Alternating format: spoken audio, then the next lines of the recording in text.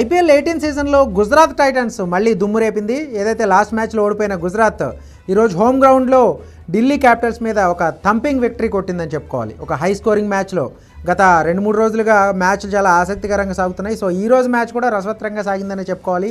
So first batting చేసిన Delhi Capitals ఒక స్టేజ్లో 220, 230 వరకు స్కోర్ చేసే అవకాశం ఉన్నప్పుడు కూడా ఏదైతే గుజరాత్ బౌలర్లు ముఖ్యంగా ప్రసిద్ధ్ కృష్ణ 4 వికెట్లతో చివరిలో అద్భుతంగా కట్టడి చేశారు. సో ఎవ్రీ బ్యాటర్ అంటే ఢిల్లీ క్యాపిటల్స్లో ఉన్న ప్రతి బ్యాటర్ కూడా రాణించాడనే చెప్పుకోవాలి. 30+ స్కోర్స్ చేశారు. అక్షర్ పటేల్ కానీ అలాగే స్టార్టింగ్లో మిగిలిన టాప్ ఆర్డర్లో కూడా కొంతమంది బ్యాటర్లు కీలకమైన ఇన్నింగ్స్లో ఆడటంతో 205 స్కోర్ చేయగలిగింది.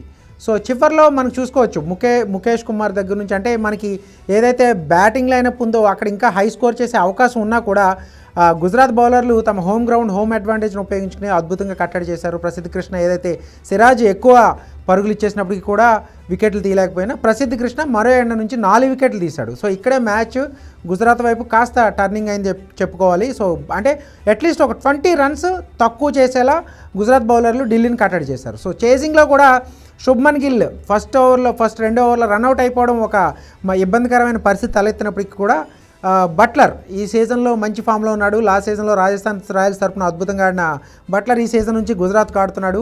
సో గుజరాత్ తరఫున ఈ సీజన్లో అన్ని మ్యాచ్ల్లో కూడా కన్సిస్టెంట్గా రాణిస్తున్న ప్లేయర్గా సాయి సుదర్శన్ అండ్ బట్లర్ ఉన్నారు.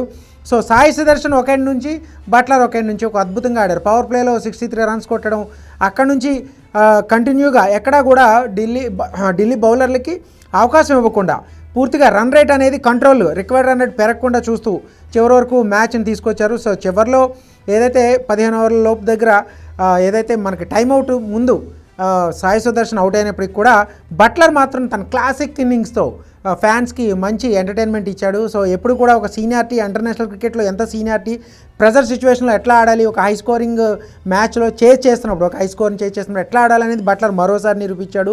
గతంలో చాలాసార్లు బట్లర్ నుంచి ఇటువంటి ఇన్నింగ్స్లో చూసాం. సో చివరిలో కాస్త రోదర్ఫర్డ్ కూడా ఇంపాక్ట్ ప్లేయర్గా వచ్చిన అంటే సాయి సుదర్శన్ అవుట్ అయిన తర్వాత ఇంపాక్ట్ ప్లేయర్గా రోదర్ఫర్డ్ ఈ సీజన్లో సంబంధించి ప్రతి మ్యాచ్లో 30+ స్కోర్ చేస్తూ గుజరాత్ విజయాల్లో కీలకంగా ఉన్నాడు. సో రోదర్ఫర్డ్ కూడా మంచి హిట్టింగ్ చేయడం గుజరాత్కి ఈజీగా టార్గెట్ చేయడం చాలా ఈజీగా అనిపించింది. సో 97 రన్స్ దగ్గర అతను బట్లర్ క్రీజ్లో నాన్ స్ట్రైకింగ్గా ఉండిపోవడం సెంచరీ కోసం చూసుకోకుండా సింగిల్స్కే ప్రయారిటీ ఇస్తూ స్ట్రైక్ రొటేట్ చేస్తూ ఒక మంచి ఇన్నింగ్స్ అయితే ఆడాడు బట్లర్.